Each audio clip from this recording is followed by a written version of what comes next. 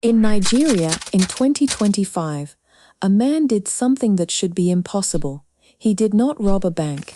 He did not forge a single check you could trace to his hand. He invented an entire government agency, out of thin air. No law created it. No president signed it into being. It employed no one. It existed nowhere, except on paper he printed himself.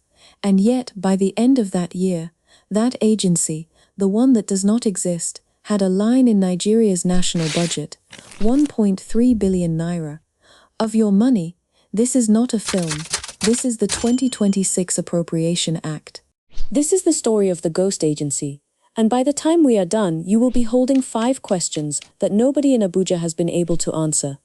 Because the frightening part of this story is not that one man tried it. The frightening part is how far he got, and how many people, sitting at real desks, in real offices, had to look at his paperwork and say yes, so let's climb the ladder he built, one rung at a time. And you tell me, on the way up, exactly where somebody should have said no. His name is Prince Adeniyi Adeyemi Matthew, a politician from Oyo State. For most of 2025, he walked the corridors of power in Abuja, introducing himself as the Director General of the Presidential Foreign Intervention Promotion Council, the PFIPC. On other days he called it the Presidential Economic Advisory Council. Big names, official sounding, presidential. There was just one problem. According to the presidency itself, that council never legally existed. No enabling law, no approval, nothing. So how do you run an agency that was never created? You start with a single piece of paper. Rung 1, the letter.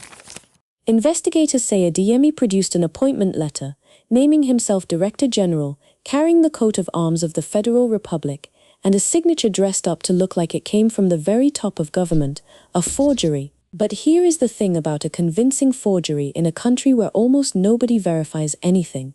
It does not stay a piece of paper, it becomes a key.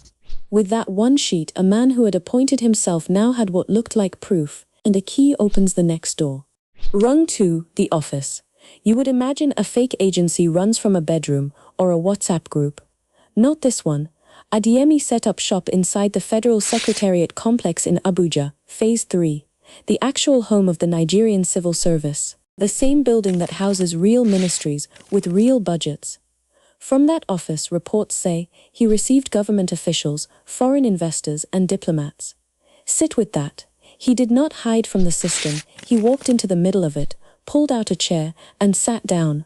And nobody at the door asked him for a law. Rung 3, the plumbing for the money. When the police finally investigated, they say they found not 1, not 2, but 34 bank accounts tied to him.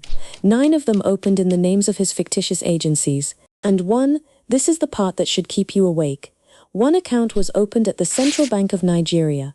The central bank, the vault at the very top of the entire financial system, opened, investigators say, with forged documents routed through the office of the Accountant General. Now the presidency is quick to say that no government money ever actually landed in that account. Fine, but ask the simpler question, how does a ghost walk into the Central Bank of Nigeria and open an account at all? Who checked the paperwork? Who signed? And then, the master stroke, the move that turns a con into a national scandal. Somehow the ghost agency got a real line in Nigeria's 2026 budget. Open the Appropriation Act. Scroll past the Ministry of Works, past health, past education, and there it sits, in black and white, the Presidential Economic Advisory Council, PFIPC, 1.3 billion naira, let that land. Because 1.3 billion is the kind of number that just slides past your ear. So let's make it real. 1.3 billion naira is 260 solar boreholes, clean water for 260 communities that are drinking from streams tonight. It is 130 transformers for neighborhoods sitting in darkness. It is 8 fully built and equipped primary health centers in villages where a woman in labor is driven 2 hours to reach the nearest one. That is what 1.3 billion naira repairs in real life. Instead, it was budgeted for a council that does not exist. And when you break that number open, it gets worse. Of the 1.3 billion, 802 million naira was tagged as personnel costs, salaries, for staff, except the agency had no staff, because the agency was not real. So walk through the logic with me. 802 million naira, set aside as salaries, for a workforce that never clocked in. At Nigeria's minimum wage, 802 million naira is a full year's pay for more than 900 real Nigerians, 900 families, teachers, nurses, security men, cleaners, people who exist, who show up, who are surviving on 70,000 naira a month, a year of their wages, quietly parked under the names of ghosts. When last did your street get tarred? When last did your general hospital have steady light? Now you know one place the answer went. But even 1.3 billion, it turns out, was just the appetizer. According to Adeyemi's own account, and I want to stress this is his allegation, the real prize was a proposed takeoff grant for the council of 27.4 billion naira, 27.4 billion. He claims a powerful figure in government demanded almost half of it as a kickback, a claim that figure flatly denies, and we will come back to it. But sit with the number itself. 27.4 billion naira is 5,480 boreholes. It is more than half, 58%, of the entire yearly budget of the agency that runs primary healthcare for the whole of Nigeria. One fake council's proposed takeoff grant, larger than half of what the nation sets aside to keep its clinics breathing, for an agency that was never born. Now, if you think this was a one-time act of a desperate man who got in over his head once, think again. Rewind to 2016. Years before the PFIPC, Adeyemi was already introducing himself as the President General of a body he called the World Youth Organization, which he presented as affiliated with the United Nations. The UN said, flatly, no such affiliation exists. So this was never a slip. It was a method. Invent an institution. Borrow the authority of something real and untouchable, the Presidency, the United Nations, and walk through doors that should have been bolted shut. He had done it before. He simply came back bigger and closer to the money. And the ambition kept climbing. Investigators say that, under the cover of his fake council, Adeyemi tried to obtain a note for bail from the Ministry of Foreign Affairs. If you have never heard the term, a note for bail is a formal diplomatic document, the kind used to arrange official travel and visas.